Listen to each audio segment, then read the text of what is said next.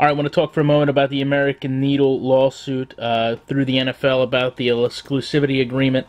Now, to me, this is a big step, and obviously it's not going to impact video game football right away, but definitely that door has been opened. So for those of you who don't know, and maybe for those of you who are, because of your age, are a bit uninformed, essentially there was a time where several jersey manufacturers made NFL jerseys, and it was up to the team to determine who they were going to give the agreement to manufacture their jersey. So you had companies like Reebok, Nike, Wilson, Logo Athletic, Apex, and I don't mean Gideon, Adidas. A lot of companies were making NFL jerseys, and therefore they had the rights to make those replica jerseys. So the situation was really simple, and I'll give you a true life story. A friend of mine was a big Broncos fan. Of course, I was a Colts fan, and we wanted to buy jerseys, of course. So he went and bought a Nike brand, because that's who had the Broncos contract at that time, Terrell Davis jersey, and I went and bought a Wilson brand Jim Harbaugh jersey. Now, his jersey was about $65, $70.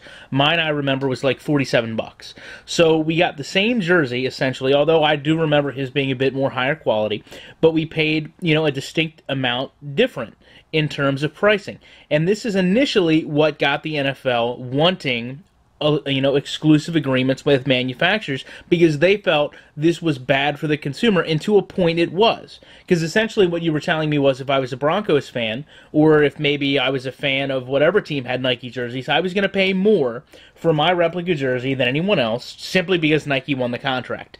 Now, yes, that's wrong in a sense, but that doesn't mean it's also right to go get an exclusive agreement with Reebok to make sure that everyone has to buy their jersey from Reebok.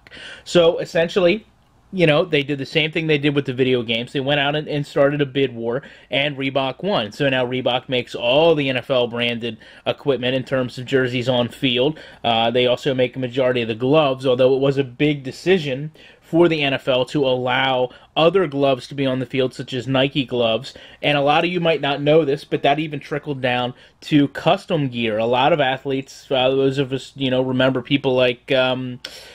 let's see, Deion Sanders, Terrell Davis, Marshall Faulk, they all wore custom cleats that had, their name embroidered in it at some point, or their number embroidered. Jason Sehorn was big with that. That also removed a lot of that. So for those of you guys who maybe don't remember, or maybe don't realize or don't know what happened, when the NFL exclusive Reebok deal came into play, it also limited all those custom shoes and gloves and things like that that the players used to wear. So that's why that's all out the window. So how does this parlay into video game football? Well, to an extent, it doesn't, but like I said, the door is open. American Needle, props to them for winning that lawsuit. Literally, it's one of those companies where you have a really small group of people that turn it into something big, and then they fight the large corporate America, and they win. So those are always feel-good stories, especially if you're from America, and right now, things aren't the best. Unfortunately, we've got, oil blowing off into the ocean here. We've got people dying on our streets from starvation. We've got people dying because they can't afford their medicine, and I'm not even putting it on the same scale.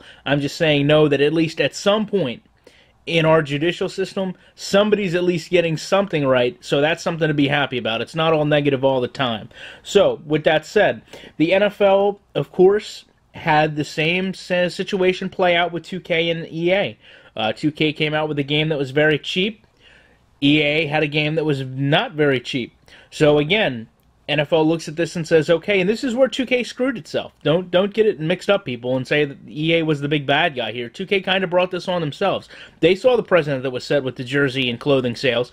They went and set the situation up themselves where they made the game cheaper. Again, the NFL thought, well, okay, obviously there's some controversy here. People are buying the same product or a similar product. It's still a video game at very different prices, and we need to make sure that the price remains the same across the board so our consumers don't get ripped off. Of course, their answer to that is the quick and simple one being an exclusive agreement. Now, what happens from this point on is if this exclusive agreement is found void by the court systems, this would mean every NFL team can go back to finding their own manufacturers in terms of jerseys, and they could also sell their individual license. This basically tells the NFL you can't sell your product and all 32 teams as one solid entity. Now, that means to me, you could have certain teams go and maybe sign with Backbreaker.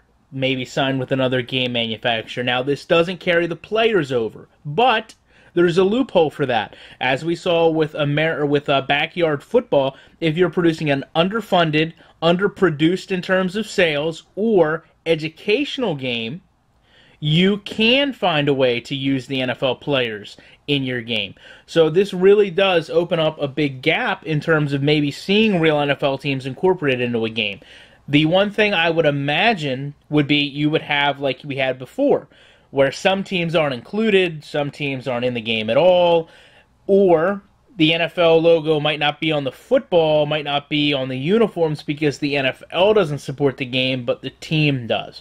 So again, big props to American Needle. Everybody check out their company and look at what they did. They really did make something great come through here in terms of getting consumers back to the way things used to be. And like I said, I definitely respect what the NFL thought they were doing in terms of making it fair for consumers, but what they thought they were doing and what ultimately came out of it were two different things. And definitely not saying this instantly is a win and it instantly parlays into video game football, because it doesn't, but just know that the loophole is there for somebody to take advantage of, and we could see, once again, the heyday of video game football with places like, Backbreaker putting out a game, Game Day, 2K, NFL Fever, Madden. You know what? We could finally get back to a competitive market where, yeah, maybe one game costs more than the other, and you might lose out in terms of that because obviously one game will be cheaper, but at least you'll have the choice. And in today's day and age with game demos, downloadable, game reviews, constant stream of it, I think we'd be a lot better off in that market because technology has made it to where we can make an informed decision, whereas before maybe we would just make a decision based on pure cash amount in terms of final product being sold. So, in closing, guys, sorry, the videos have been lacking. This is really all I can do for a little bit. I know you guys hate looking at a black screen for 7 minutes and 10 seconds, but